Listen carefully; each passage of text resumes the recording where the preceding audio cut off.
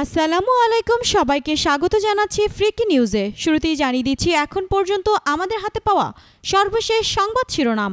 তৃতীয় দিনের মতো অবরোধে পাটকল শ্রমিকরা, ছিনতাইকালে জনতার হাতে ধরা খেল পুলিশ কনস্টেবল।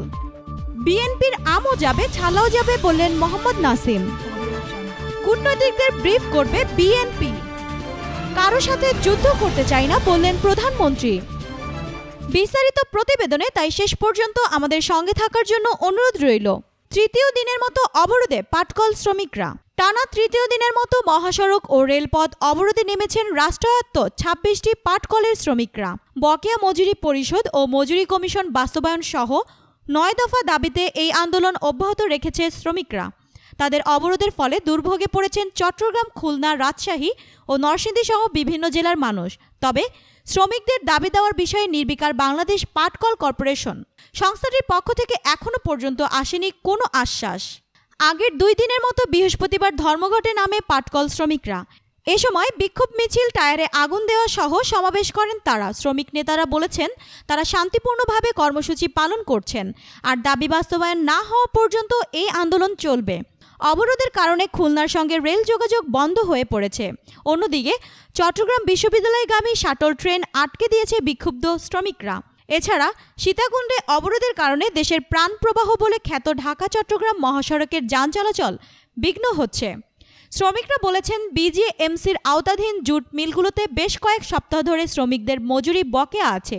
এছাড়াও ২০১৫ সালে ঘোষিত মজুরি কমিশন এখনও চালু করা হয়নি। বিজিএমসি অধীনে ঢাকা, চট্টগ্রাম ও খুলনা জোনে মোট ২৬টি পাটকল রয়েছে। তবে শ্রমিকদের দাবির বিষয়ে সুনির্দিষ্ট কোনো আশ্বাস দিতে পারেনি বিজিএমসি। সংস্থাটির তরফে এখনও পর্যন্ত কোনো বক্তব্য আসেনি। রাষ্ট্রায়ত্ত পাটকল সিবিএ ও নন সিবিএ ঐক্য পরিষদের আহ্বায়ক সোহরাব হোসেন জানান, শ্রমিক ধর্মঘট অব্যাহত থাকবে। রবিবার ঢাকায় বাংলাদেশ পাটকল শ্রমিক লীগের কেন্দ্রীয় কার্যালয়ে দেশের রাষ্ট্রায়ত্ত সব পাটকলের শ্রমিক নেতারা বৈঠক করবেন।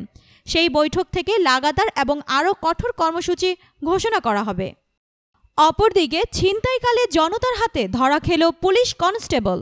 ব্যবসায়ীর কাছ থেকে ৮ লাখ টাকা ছিনতাইয়ের চেষ্টা করেছিলেন মহিদুল ইসলাম নামে এক পুলিশ কনস্টেবল। তবে শেষ রক্ষা হয়নি। ওই ব্যবসায়ীর চিৎকারে স্থানীয় জনতা এগিয়ে এসে মহিদুলকে আটক করে পুলিশে সোপর্দ করে।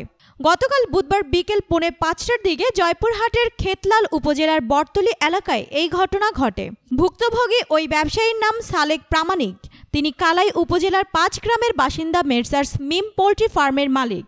সালেক প্রামাণিক বলেন, গতকাল বিকেল 4:02 ইসলামী ব্যাংক জয়পুরহাট শাখা থেকে চেকের মাধ্যমে ৮ লাখ টাকা উত্তোলন করি। পরে সহকারী কালাই পুনট সর্দার পাড়ার বাসিন্দা ওবায়দুলকে সঙ্গে নিয়ে একটি মোটরসাইকেলে করে বাড়ির দিকে রওনা দিই। সড়কের বানিয়াপাড়া ডালিম ফিলিং স্টেশন এলাকায় পৌঁছলে পিছন দিক থেকে আসা একজন মোটরসাইকেল চালক আমাদের গাড়িটি লক্ষ্য করে টাকার ব্যাগ ছিনতাই করে নেওয়ার চেষ্টা করে। তিনি আরও বলেন, আমি দ্রুত মোটরসাইকেলটি বটতলী বাজারে নিয়ে গিয়ে থেমে গেলে লোকজন জড়ো হতে থাকে। পরবর্তীতে ঘটনাটি খুলে বললে স্থানীয়রা উত্তেজিত হয়ে তাকে ধরে ফেলে। পরে ওই ব্যক্তি খেতলাল থানার সেকেন্ড অফিসার লুৎফর রহমানকে ফোন করে ডেকে নিলে তিনি তাকে থানা হেফাজতে নেয়। পরে জানতে পেরেছি তিনি পাঁচবিবি থানার পুলিশের একজন কনস্টেবল। টাকা ছিনতাই চেষ্টার অভিযোগে ওই পুলিশ কনস্টেবলের বিরুদ্ধে খেতলাল থানায় একটি অভিযোগ দায়ের করেছেন বলেও জানান সালেক প্রামাণিক। ওই ব্যবসায়ীর মোটরসাইকেলের পেছনে বসা ওবায়দুল বলেন, ডালিম ফিলিং স্টেশন এলাকা থেকে আমাদের ধাওয়া করে ব্যাগ ছিনতাইয়ের চেষ্টা করে ওই ব্যক্তি। আমরা জানতাম না তিনি একজন পুলিশ কনস্টেবল। মহিদুলের বরাত দিয়ে খেতলাল থানার সেকেন্ড অফিসার লুৎফর রহমান বলেন, একটি মোটরসাইকেলে করে ফেন্সিডিল পাচারের সংবাদে সে তাদের ধাওয়া করে। পরে বটতলী বাজারে ঘটনাটি সম্পূর্ণরূপে বিপরীত হলে তাকে উত্তেজিত জনতার হাত থেকে উদ্ধার করে থানা হেফাজতে নেওয়া হয়েছে। অপরদিকে বিএনপির আমও যাবে ছালাও যাবে বললেন মোহাম্মদ নাসিম। ক্রমাগত ভুলের কারণে বিএনপির রাজনৈতিক বলয় ছোট হয়ে আসছে মন্তব্য করেছেন আওয়ামী লীগ প্রেসিডিয়াম সদস্য ও খাদ্য মন্ত্রণালয় সংক্রান্ত স্থায়ী কমিটির সভাপতি মোহাম্মদ নাসিম। তিনি বলেন, বিএনপি জোটের ভুলের কারণে রাজনীতিতে আজ বিরোধী দল শূন্য হয়ে পড়েছে। এই অবস্থার জন্য সরকার মোটেই দায়ী নয়। বিএনপি ক্রমাগত ভুল করছে, একের পর এক ভুল করে যাচ্ছে। একবার ২০১৪ সালে নির্বাচন না করে ভুল করেছে, এবার নির্বাচনে দাঁড়িয়ে বিজয়ী হয়েও শপথ না নিয়ে ভুল করছে। ৩০ এপ্রিলের মধ্যে শপথ না নিলে বিএনপির আমও যাবে ছালাও যাবে। বুধবার দুপুরে সিরাজগঞ্জের কাজীপুরে উপজেলা পরিষদের মাসিক সমন্বয় সভায় সূচনা বক্তব্যে মোহাম্মদ নাসিম এই মন্তব্য করেন। কাজীপুর উপজেলা পরিষদের চেয়ারম্যান অধ্যক্ষ মোজাম্মেল হক সরকারের সভাপতিত্বে অনুষ্ঠিত সমন্বয় সেবায় জেলা পর্যায়ের কয়েকজন কর্মকর্তা ছাড়াও উপজেলার বিভিন্ন সেক্টরের কর্মকর্তা এবং নবনির্বাচিত উপজেলা পরিষদ চেয়ারম্যান খলিলুর রহমান, ভাইস চেয়ারম্যানদ্বয় ও পৌর মেয়র হাজী নিজাম উদ্দিন, উপজেলা আওয়ামী লীগ সভাপতি শওকত হোসেন প্রমুখ উপস্থিত ছিলেন। সূচনা বক্তব্যে মোহাম্মদ নাসিম আরও বলেন, বিএনপি নেত্রী জেলে রয়েছেন 1 বছরের উপরে।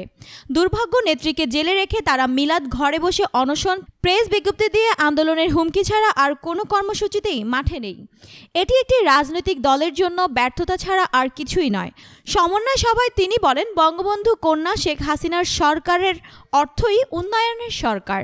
এ সময় নাসিম কাজীপুর উপজেলা পরিষদের নতুন ভবন, সিরাজগঞ্জের Shaheed M Mansur Ali medical college, IHT Amena Mansur textile, 500 আসন বিশিষ্ট শহীদ এম মনসুর আলী অডিটোরিয়াম নির্মাণ সহ উন্নয়ন কর্মকাণ্ডের চিত্র তুলে ধরেন। তিনি বলেন, সরকারের ধারাবাহিকতা থাকলে উন্নয়ন হয়। বঙ্গবন্ধু কন্যা শেখ হাসিনার নেতৃত্বে সরকারের ধারাবাহিকতার কোনো বিকল্প নেই। ঐক্যফ্রন্ট করে বিএনপিকে নির্বাচনে আসার জন্য সাধুবাদ জানিয়ে মোহাম্মদ নাসিম বলেন, নির্বাচনে তারা মাঠে থাকেননি, এজন্য আওয়ামী লীগকে দোষ দিয়ে কোনো লাভ হবে না। 6 জন আর 7 জন হন, আপনারা সংসদে এসে কথা বলুন। শক্তি থাকলে ওই 6 জন কথা বললে মনে হবে 600 জন কথা বলছেন, যেমনটি সুরঞ্জিত সেনগুপ্ত একাই বঙ্গবন্ধুর সামনে কথা বলেছেন। অপরদিকে কূটনৈতিকদের ব্রিফ করবে বিএনপি। দেশের চলমান রাজনৈতিক পরিস্থিতি নিয়ে কথা বলতে ঢাকায় অবস্থানরত বিভিন্ন দেশের কূটনৈতিকদের সঙ্গে বৈঠক করবে বিএনপি।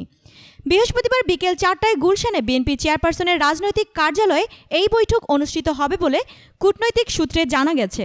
বৈঠকের বিষয়ে গণমাধ্যমকে বিএনপির পক্ষ থেকে আনুষ্ঠানিকভাবে কিছুই জানানো হয়নি। দলীয় সূত্রে জানা গেছে, দেশের বিরাজমান রাজনৈতিক পরিস্থিতি সহ চিকিৎসাধীন কারাবন্দী অসুস্থ খালেদা জিয়ার শারীরিক অবস্থাও কূটনৈতিকদের অবহিত করা হবে। এদিকে কারো সাথে যুদ্ধ করতে চাই না বললেন প্রধানমন্ত্রী। সেনা সদস্যদের উদ্দেশ্যে প্রধানমন্ত্রী শেখ হাসিনা বলেছেন, আমরা কারো সাথে যুদ্ধ করি না, যুদ্ধ করতেও চাই না। সবার সাথে শান্তিপূর্ণ পরিবেশ চাই। জাতির পিতা যেই নীতিমালা দিয়ে গিয়েছিলেন, সকলের সাথে বন্ধুত্ব, কারো সাথে বৈরিতা নয়, আমরা সেই নীতিতেই বিশ্বাস করি এবং সেই নীতিমালা নিয়েই আমরা চলছি। আজ বৃহস্পতিবার সকালে প্রতিরক্ষা মন্ত্রণালয়ে সেনা সদস্যদের সঙ্গে এক আলোচনা সভায় এসব কথা বলেন শেখ হাসিনা। এ সময় সেনাদের শান্তি মিশনে পাঠানোর আগে প্রশিক্ষণের তাগিদ দেন প্রধানমন্ত্রী। টানা 3য় মেয়াদে ক্ষমতায় আসার পর প্রতিরক্ষা ব্যবস্থা দৃঢ় করতে সরকার কাজ করে যাচ্ছে বলেও জানান তিনি। অপরদিকে বিএনপির আমও যাবে, ছালাও যাবে বললেন মোহাম্মদ নাসিম। ক্রমাগত ভুলের কারণে বিএনপির রাজনৈতিক বলয় ছোট হয়ে আসছে মন্তব্য করেছেন আওয়ামী লীগ প্রেসিডিয়াম সদস্য ও খাদ্য মন্ত্রণালয় সংক্রান্ত স্থায়ী কমিটির সভাপতি মোহাম্মদ নাসিম। তিনি বলেন, বিএনপি জোটের ভুলের কারণে রাজনীতিতে আজ বিরোধী দল শূন্য হয়ে পড়েছে। এই অবস্থার জন্য সরকার মোটেই দায়ী নয়। বিএনপি ক্রমাগত ভুল করছে, একের পর এক ভুল করে যাচ্ছে। একবার 2014 সালে নির্বাচন না করে ভুল করেছে, এবার নির্বাচনে দাঁড়িয়ে বিজয়ী হয়েও শপথ না নিয়ে ভুল করছে। 30 এপ্রিলের মধ্যে শপথ না নিলে বিএনপির আমও যাবে, ছালাও যাবে। বুধবার দুপুরে সিরাজগঞ্জের কাজীপুরে উপজেলা পরিষদের মাসিক সমন্বয় সভায় সূচনা বক্তব্যে মোহাম্মদ নাসিম এই মন্তব্য করেন। কাজীপুর উপজেলা পরিষদের চেয়ারম্যান অধ্যক্ষ মোজাম্মেল হক সরকারের সভাপতিত্বে অনুষ্ঠিত সমন্বয় সেবায় জেলা পর্যায়ের কয়েকজন কর্মকর্তা ছাড়াও উপজেলার বিভিন্ন সেক্টরের কর্মকর্তা এবং নবনির্বাচিত উপজেলা পরিষদ চেয়ারম্যান খলিলুর রহমান, ভাইস চেয়ারম্যানদ্বয় ও পৌর মেয়র হাজী নিজাম উদ্দিন, উপজেলা আওয়ামী লীগ সভাপতি শওকত হোসেন প্রমুখ উপস্থিত ছিলেন। সূচনা বক্তব্যে মোহাম্মদ নাসিম আরও বলেন, বিএনপি নেত্রী জেলে রয়েছেন 1 বছরের উপরে। দুর্ভাগ্য নেত্রীকে জেলে রেখে তারা মিলাদ ঘরে বসে অনশন, প্রেস বিজ্ঞপ্তি দিয়ে আন্দোলনের হুমকি ছাড়া আর কোনো কর্মসূচিতেই মাঠে নেই। এটি একটি রাজনৈতিক দলের জন্য ব্যর্থতা ছাড়া আর কিছুই নয়। সমন্বয় সভায় তিনি বলেন, বঙ্গবন্ধু কন্যা শেখ হাসিনার সরকারের অর্থই উন্নয়নের সরকার। এ সময় নাসিম কাজীপুর উপজেলা পরিষদের নতুন ভবন, সিরাজগঞ্জের Shaheed M Mansur Ali medical college, IHT Amena Mansur textile, 500 আসন বিশিষ্ট শহীদ এম মনসুর আলী অডিটোরিয়াম নির্মাণ সহ উন্নয়ন কর্মকাণ্ডের চিত্র তুলে ধরেন। তিনি বলেন, সরকারের ধারাবাহিকতা থাকলে উন্নয়ন হয়। বঙ্গবন্ধু কন্যা শেখ হাসিনার নেতৃত্বে সরকারের ধারাবাহিকতার কোনো বিকল্প নেই। ঐক্যফ্রন্ট করে বিএনপিকে নির্বাচনে আসার জন্য সাধুবাদ জানিয়ে মোহাম্মদ নাসিম বলেন, নির্বাচনে তারা মাঠে থাকেননি, এজন্য আওয়ামী লীগকে দোষ দিয়ে কোনো লাভ হবে না। ৬ জন আর ৭ জন হন, আপনারা সংসদে এসে কথা বলুন। শক্তি থাকলে ওই ৬ জন কথা বললে মনে হবে ৬০০ জন কথা বলছেন, যেমনটি সুরঞ্জিত সেনগুপ্ত একাই বঙ্গবন্ধুর সামনে কথা বলেছেন।